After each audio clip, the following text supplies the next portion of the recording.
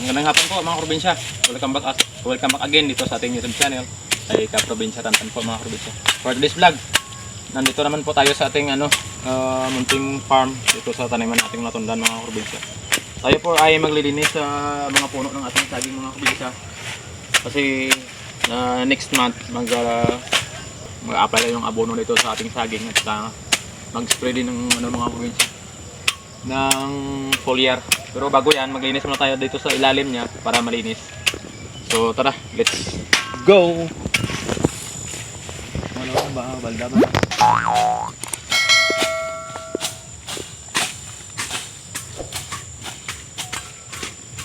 Ibuon saging ha?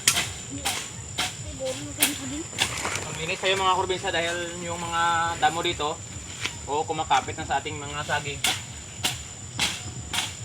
Tanggalin natin to para patuloy yung paglaki ng ating saging. Kasi kapag nakapitan ng damo to mga probinsya, babagal yung pagtubo ng ating saging. Dapat malinis lagi to para patuloy na gumaganda yung ating tubo ng saging.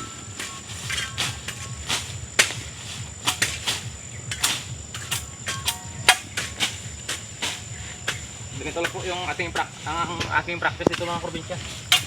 Pag-alaga ng saging. Yan.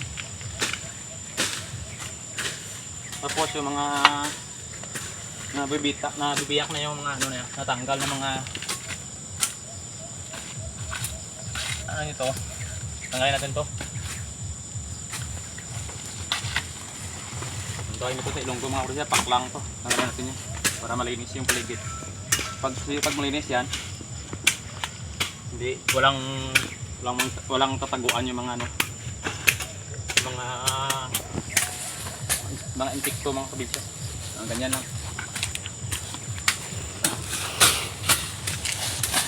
Ang ganda ng ating saging mga probinsya. Hindi tamad.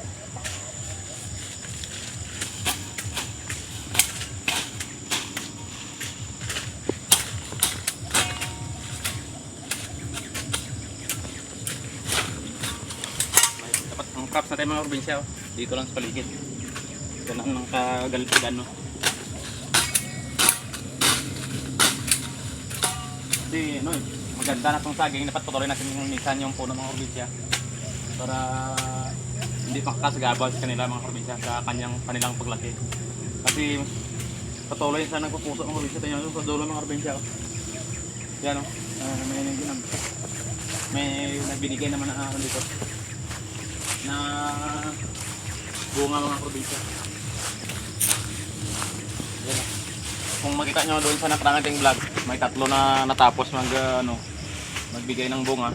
Dito mayroon itong kasunod rin ng yung puso pa lang. Ngayon napagbigay na siya ng ng 5 piling mga probinsya. Hindi siya tapos, baka abutin to ng 8 rin mga probinsya or 9. Yan, ito yung gandahan. Dapat to makapal lang damo mga probinsya. Busy tayo. Yan, ngayon na tayo napaglinis dito mga probinsya. Dito, malaki siya. Baka nagdadalang tao na to mga probinsya. At char lang, nagdadalang puso pala. So,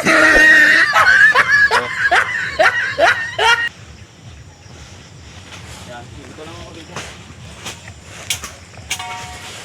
Paikot lang aking paglinis dito para maglagay tayo ulit ng abono dito, hindi kakainin ng mga damo mga probinsya.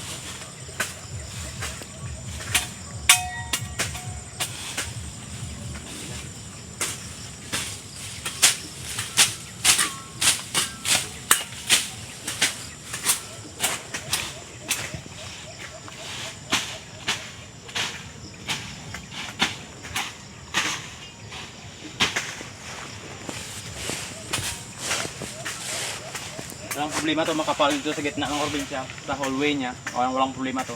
Importante hindi lang kakapitan ng damo yung ating saging.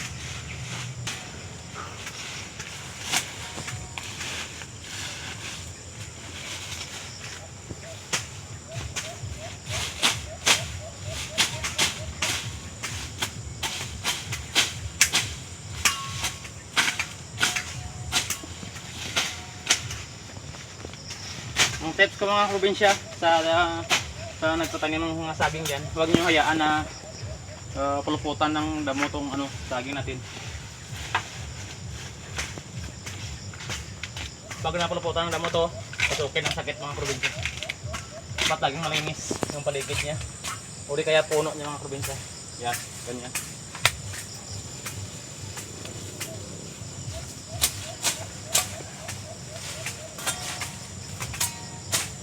Matrabaho man, pero ganun talaga mga probinsya.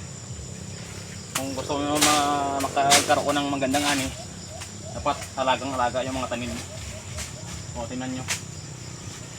Kahit na umuulan na, wala pa rin yung sikaduka mga probinsya. Pero huwag tayo magkapante mga probinsya. Next month mag-spray na tayo ng antay sa mga punggos at mga foliar mga probinsya.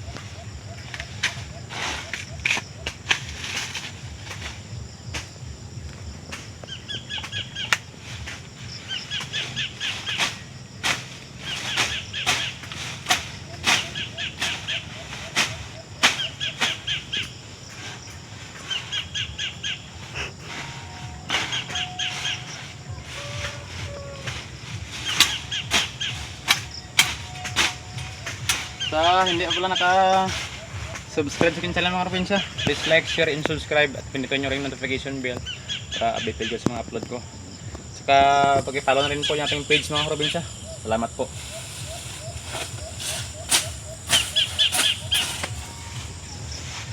Go. Mga probinsya, ito na yung nalinisan namin. Ayan o, malawak-lawak pa to, saka marami. So, hapon na o gabi na, malapit na yung gabi. So, pahinga muna tayo mga probinsya. Ito, tatlong linya ng tapas na yung mga probinsya. Line? Saka makapal yung damo mga probinsya. Para maputol natin yung mga damo na kumakapit sa medyo maliit nating saging nito. Kasi tuloy-tuloy na sila nagbubunga mga probinsya. Dapat malinis yung mga puno nila mga probinsya. So, pinga muna tayo mga probinsya. Kung dito lang po tayo mga probinsya. Thank you for watching. Bye.